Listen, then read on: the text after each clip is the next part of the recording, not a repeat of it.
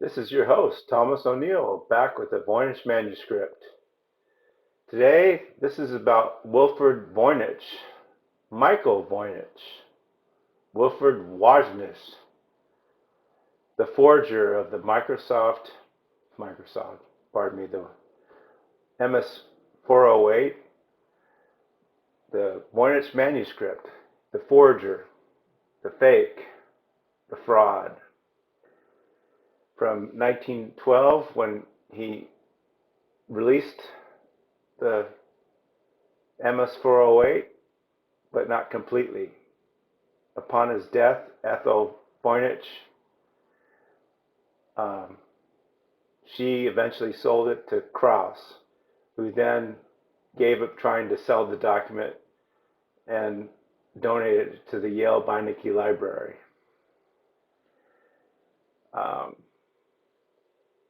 I believe around 1923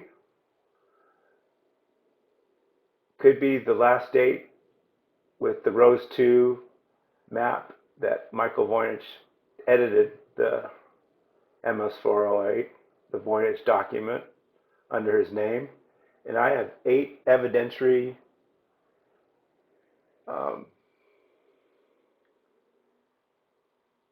processes by which I've conducted an examination of the manuscript in concordance, in conjunction, collaboration with my cipher. This cipher has uncovered evidence along with other discoveries and investigations. I will now show you that Michael Voynich is the forger of MS-408, and this document is only 100 years old.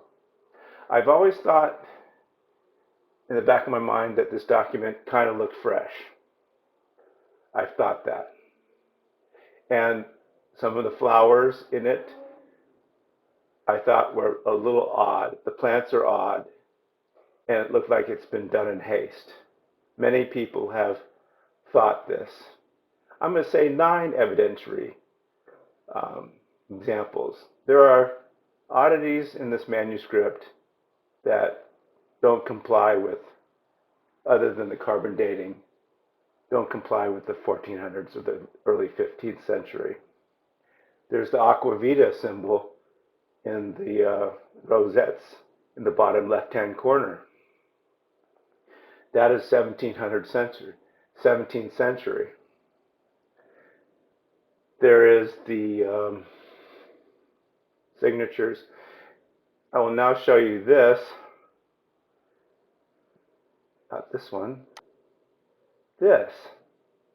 This is where some scribbling has taken place, where you can vaguely see in scribbles war, and you can see 3 W's and maybe a V instead of the A with a W. If you invert the W, that's an M. And you can also see a subtle circle and a diameter with a radius. That is not uncommon for the circumference 2 pi r,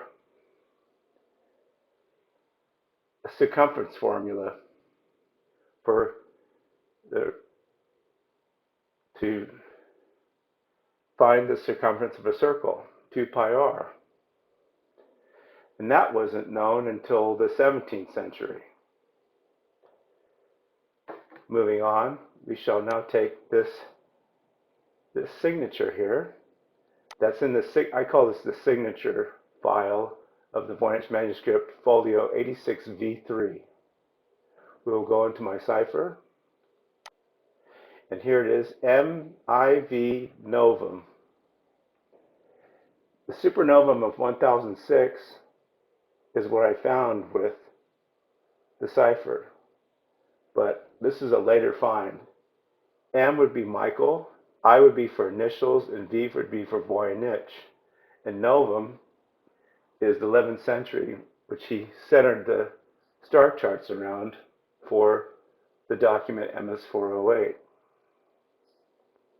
Now, if we go into a clean cipher, and I take the signature that goes from glyphs to EVA, and then we decode it, there it is. So that's just one showing of evidentiary from my cipher. And if we blow this up,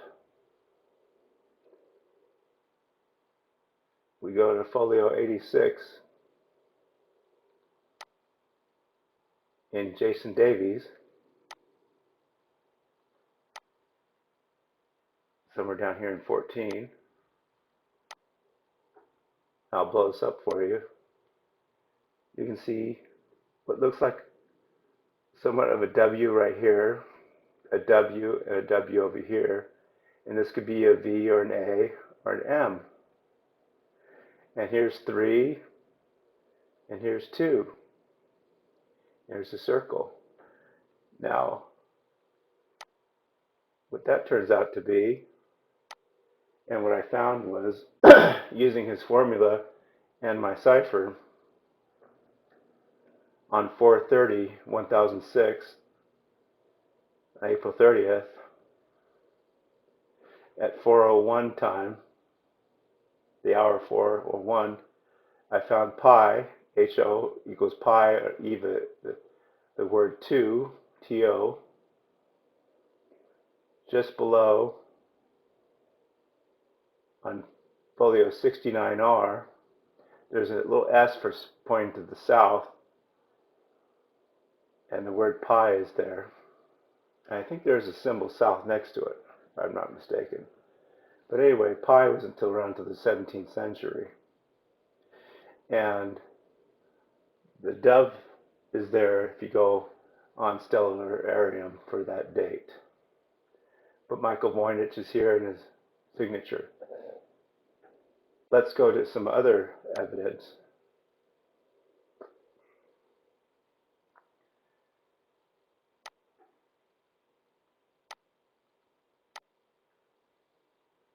Okay, for Ros2,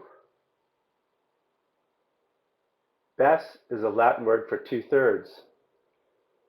Michael Voynich used 2/3 to state his birthday in the 9th circle on the bottom far right corner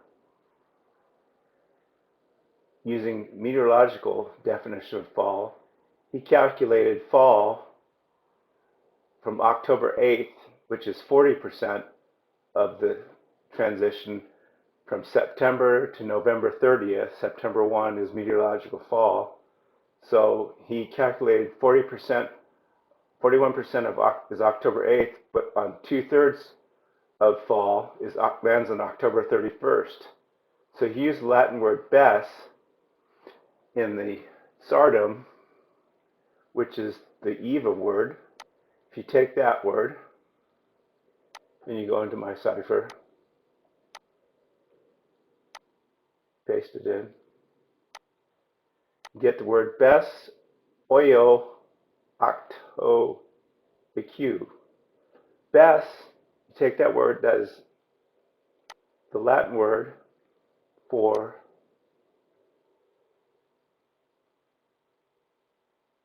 or 2/3. It's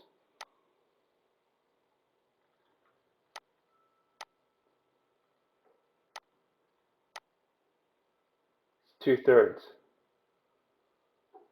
And where were we? So that's 2/3. And O is for October in the 8th. So in the 8th, that's the meteorological definition of fall. And I checked it against two AIs, against Claude and just the regular standard Google AI that you just do a search engine in. And this is the Google breakdown. And then Claude told me it's the meteorological one, not the astronomical one. So that's the breakdown. Another state of evidentiary facts that's October 31st is Wilfred Voynich's birthday. Now if we go into here, this is MVIO, Michael Voynich's initials, and then October, or it could be 1006 for October. A dual meaning, but I used this to find 1006, which had massive correlations to all the star charts. And if we take this, copy it, and we go into my cipher, we'll get MVIO, and there it is. So MV is for Michael Voynich, or it's for 105, but MVI is 1006, 1006. MV is 1005, or MV is Michael Voynich. O is for October. And let's go for some more evidence. This is NMVS. Behold, Michael Voynich exists. Or behold, 1005 exists. And we have a man, doesn't look like a woman, holding his umbilicus. Umbilicus is Latin for navel. And navel in umbilicus means center. So Michael Voynich is pointing out that he is the central point of this whole document, which he is. He's the author. He's the forger. And then MV is 1005, and that's not the central point of the manuscript, because 1006 is the central point of the star charts. So this is another indication of Michael Voynich at his best. If we go into here, Michael Voynich purchased, this picture is from the article, The Romance of Literary Treasure House, an account of strange bibliomaniac, the Hoard, by Helen Zimmerman, July-December 1908. The article explains the collection amassed by Mr. Franceschini included over 500,000 books, maps, pamphlets, and inclubiblia. When I read the descriptions as bibliotrope and see the picture of the darkroom, I feel that it creates a plausible scenario in which Voynich could have had access to much unused blank parchment. He must have. I mean, even today, one can collect dozens of leaves, end papers, and countless books. And there are also, even today, many blank books and collections. As I pointed out a few years ago, I would have been able to purchase 20 sheets of unused 16th century vellum at $35 a sheet. This is from Rich Santa Coloma's website, proto57.wordpress.com. And he agrees with me. He believes Wilfred Voynich forged the MS-408. And he's been doing this for years, researching it.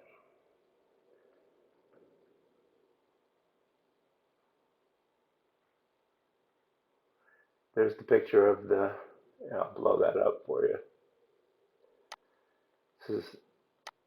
There's a bunch of blank vellum that's laying around.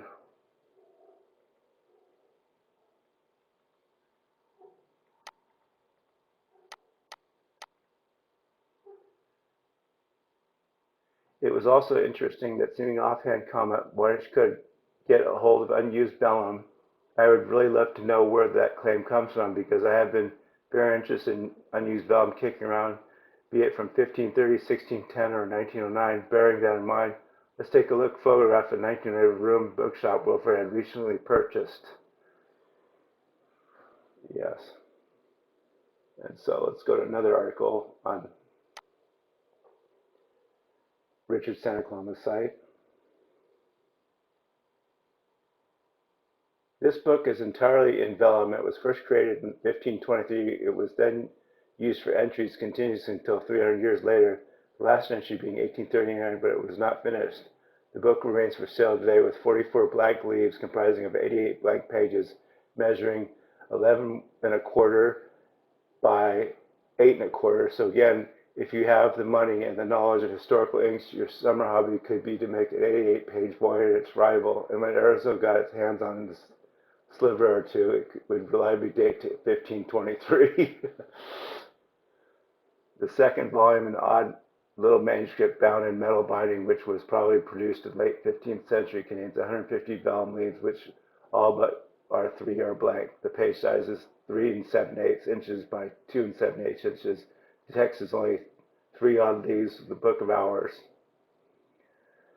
So there is old vellum laying around. This one, well, that would make a cute little Voynich, so write small, but at least it would make up for a number in which it lacks the size. For you, it would have a full 302-page book when you were done.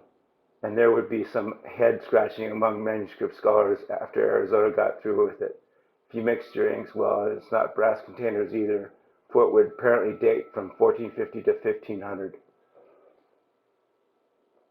So there is blank vellum laying around, and Voynich had access to it.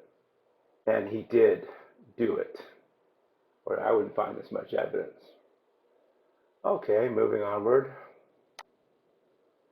Now, a while back, when I was onto the Forger, and I did this a while back, I wonder if there's a date here somewhere. I don't want to get lost chasing down dates. Anyway, let's see. That's a note from Adnil. I decided to compare penmanship of Wilfred's pen, Voynich glyphs, and Marcy's letter. Here's the eye. To the left is Wilfred's pen, Voynich glyphs, and Marcy's letter. And you can see that. I'll let you look at it for a little bit.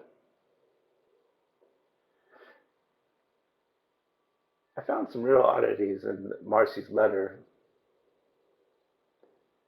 Notice the I in Wilfred's signature. That is really his signature right there. It looked like he struggled to write a signature to make sure he didn't have any Voynich in it. Letter I, the dot to the right like Marcy's letter. And the I's lean right. So does Wilfred's signature. The I leans right. Note if this letter was penned by the same hand, the capital letter R should be consistent, which it is not. Here's an R over here. Raphael, it looks like a Voynich E. Here's a Voynich E, and I'm comparing it to the Raphael. And here's an R down here. Now, let me use my highlighter. Here's a Voynich E, but it should be an R, right? Correct?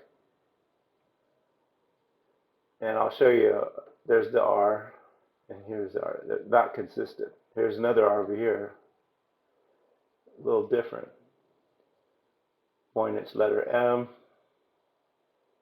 The M's look similar to Voynich. Oh, and this is what I found. Notice how the sloping of the letter goes upward and then it levels off. Well, that was indicative of the Voynich manuscript. The text would go up a hill and then level off. Voynich glyphs start with an upward lean, then level off like Marcy letter. And then here's the signature of Voynich himself. And here's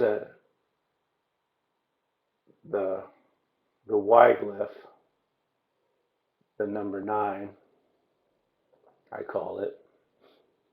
Novum in my cipher. And he did try to straighten out his eye there. His eye looks a little bit more vertical on this one. Here the eye's a little bit of, no, the eye on this eye, it is sloping to the right, this little one right here. And there was a loop.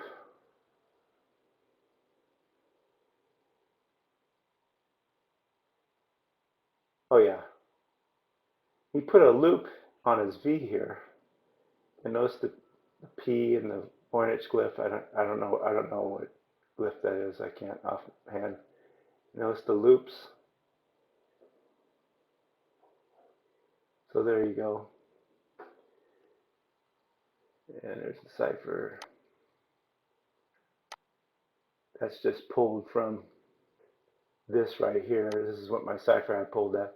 If you want to use my cipher, you can pull as much text you can from the Voynich transcription below. You click on that. You can put in as much text as you want, and it will decode it for you.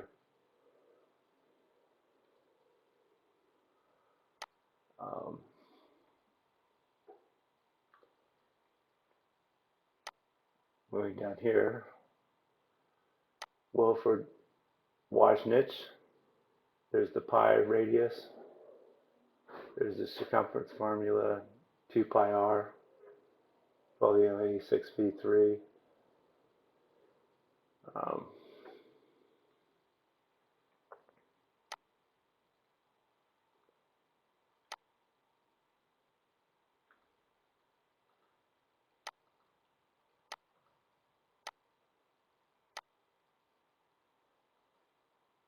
I don't know if I went over 66R with you. That's MVS for 1005. I did go over that.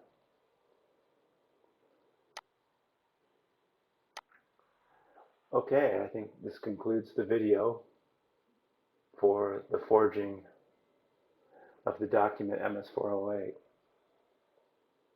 And oh, there's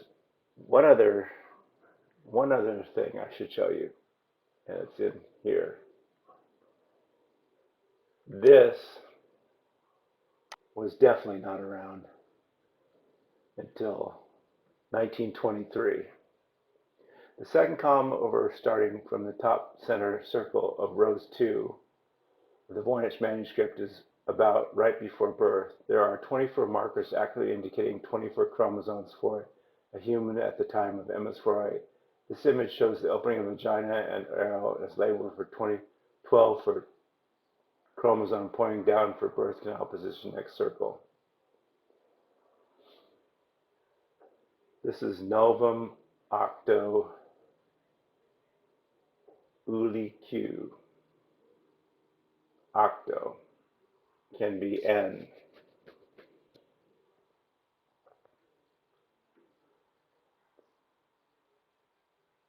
So this number is incorrectly refers to 24 chromosomes on purpose. The circle at the time when Wilfred refers to the newly formed human womb right before birth, cipher word. So these are 12, and these are 12 on the, or these are actually 14 that stick out, but this is the 12th, this little arrow that points down, and this is the opening of the vagina. But I gathered this was chromosomes. Now, a lot of the words in the Voynich don't make sense because it's a tongue. It's a conlang, mocking speaking of tongues, speaking in tongues, or it's a speaking in tongues. He might have whispered the words, making up a language, and it has a bit of prefixes and suffixes to it.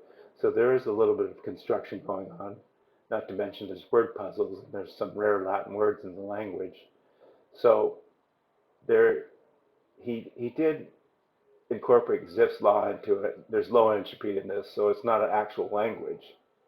It is, that's why it's been subject to intense scrutiny of how to make sense of it. But nobody, when somebody would put a cipher to it, it came out gobbledygook, and but no one actually put octo and novum and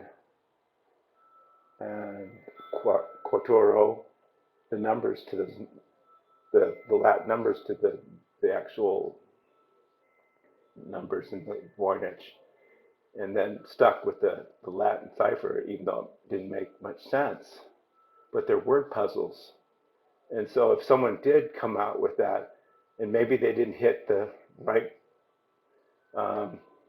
even word frequency to the Latin either, because I had to make sure that the gallows was not 2 letters.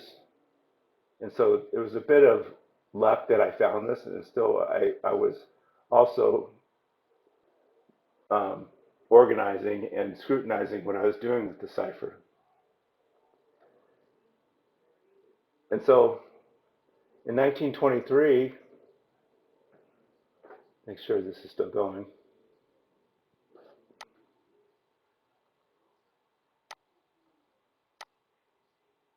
Still going.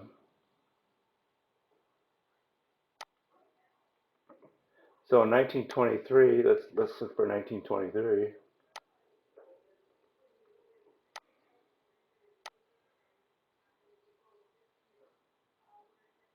1923.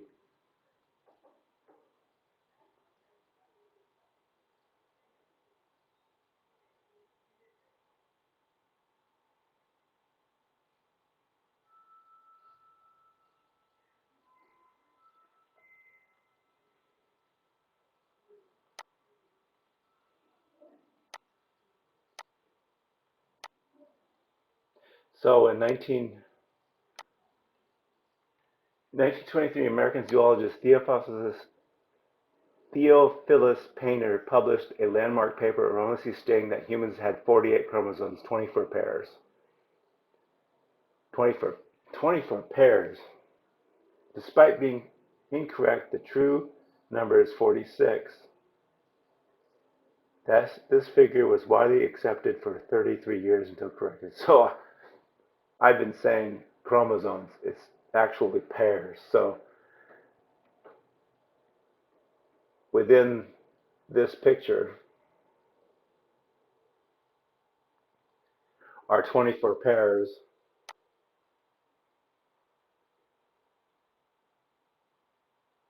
24 pairs of chromosomes.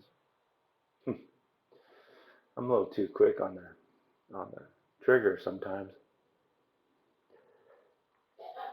So in the cipher,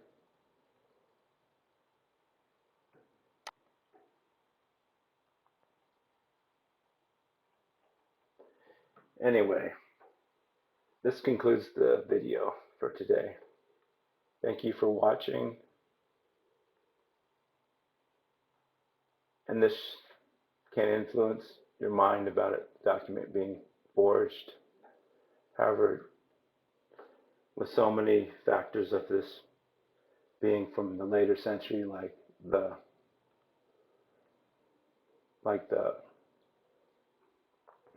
aqua vita symbol and the Ros2. I know I was about to shut up, but I'm sorry. I want to emphasize this. This symbol right here,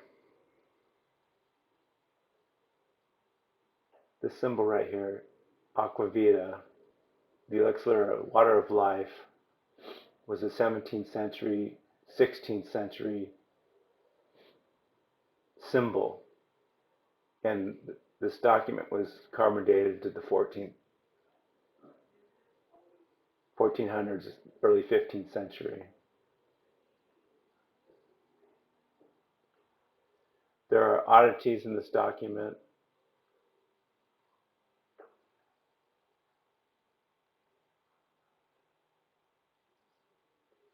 That have blinded academia and scholars. They've turned their nose and snubbed their nose to the oddities and to the substitution ciphers. They haven't found one. This is it. I've studied this document for 17 years. I've been relentless with this. Ask my wife. And I've been wrong many times. And I'm sharing this with the world.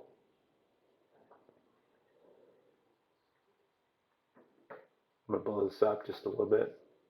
This is a vulva. This is a womb, uterus. This is cell division. This is 24 pairs of chromosomes. This is a birth scene. There is a baby right here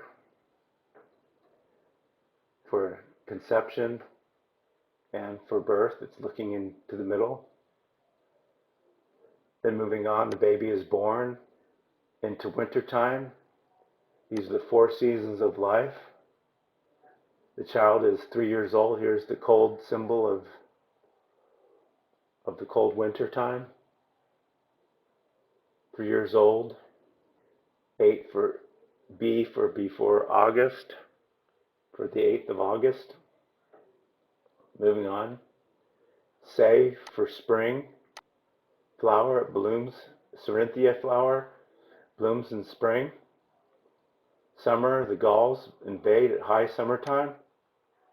And 2/3, marking the meteorological month from September to November 30th. 2/3 is the point from 40% of October 8th to 2/3 of the fall proceeds on to October 31st. 2/3 of that of fall, the meteorological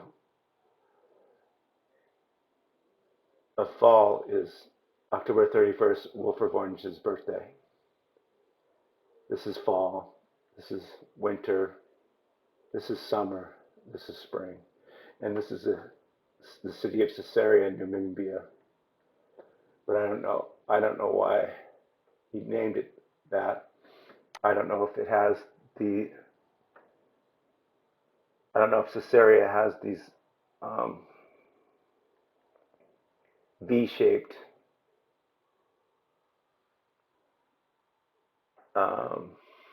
ramparts. Maybe it does. Maybe there's a castle in Caesarea, Numidia that has a castle like this. Wouldn't hurt to check, but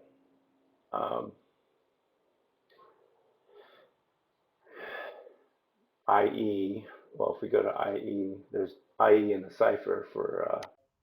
Okay, I apologize for that slight interlude. Back to this. IE, located right here to your left with the cipher word, is the former name of the city of Caesarea Numidia.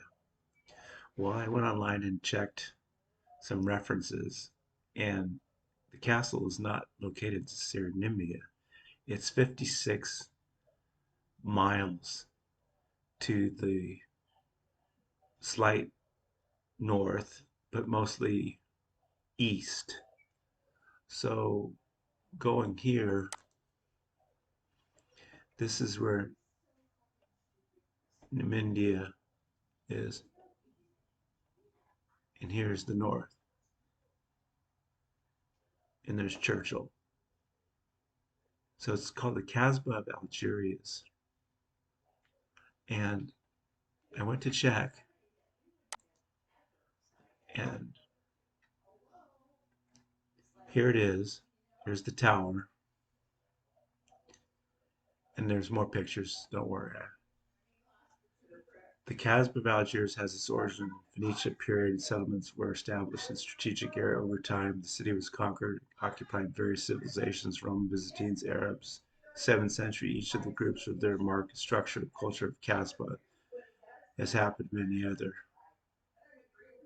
Meaning of the name: the Casbah or Kasbah means citadel, representing a walled, a, a walled city in North Africa. The Casbah of Algiers retains the traditional structure with ancient mosques, Ottoman-style palaces, depending on the language. It is known for the different names as follows. Now, looking at the pictures, here's the tower, the Voynich Tower, and here's the crenellations. They don't look like the crenellations in the picture, but Voynich has a puzzle. And here is the bluish tower, and here's a tower, but he could have turned that castle into a tower, and this is a walled city. And if we look at this, Here's the these are the crenellations. Here's the tower on the end and the battlements. Now I know this is a stretch, and they said it was located in northern Italy, but Wilfred Voynich did this, and he left it in the cipher. And this is in Algiers.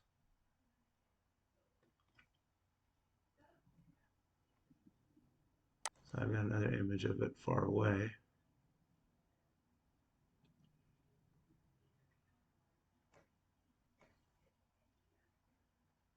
Um,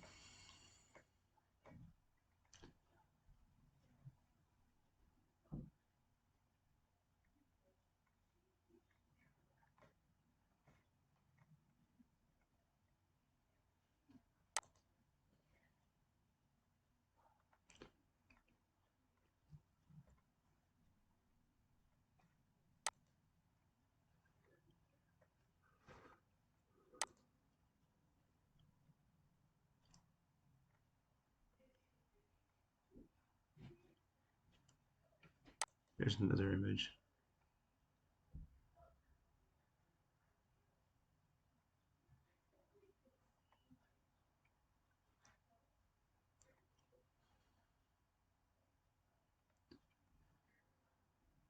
So I don't know what image he looked at it in 19 between 1908 and 1923,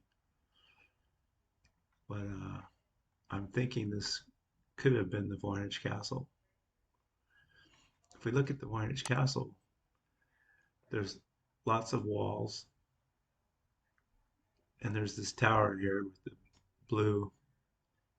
It's upside down, it's inverted, but there's a blue tower here, and there's a tower here, there's a tower here, and there's some V-shaped crenellations, and there's this this tower I can't seem to find, but there's these long face tower walls, and this means a citadel representing a walled city in North Africa. The Kasbah of Algeria retains part of the traditional structure and ancient mosques of Ottoman-style palaces and language. It's different names as follows. So I'm guessing, since it wasn't the cipher, that's that. So, well, this video has gone on long enough. Um,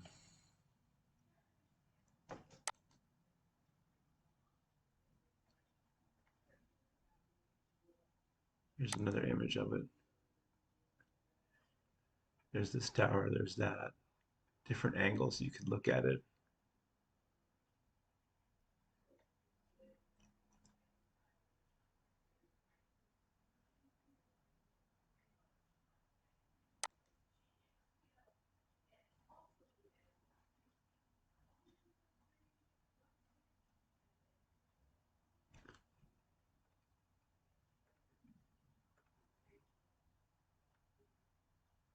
Hmm.